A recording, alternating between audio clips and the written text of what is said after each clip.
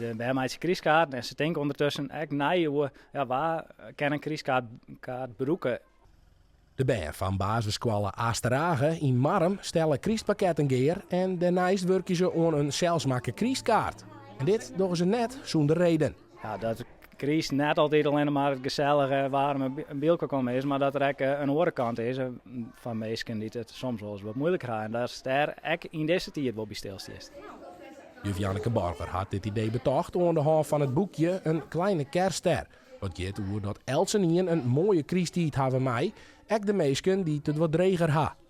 Ja, ze vindt het eigenlijk ook wel wichtig. Dus het stekt ook wel bij de band wel om.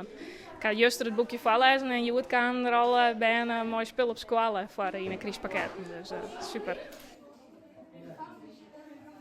Hier in de klas ben ik wel bij die echt wel in witte die het al alleen ben of verdrietig ben.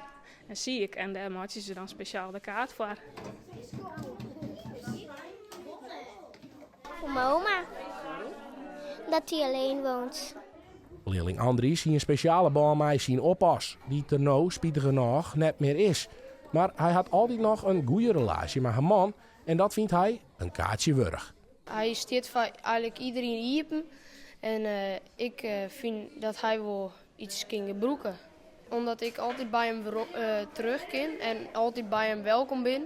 En daarvan vind ik wel dat er een kaart verzint.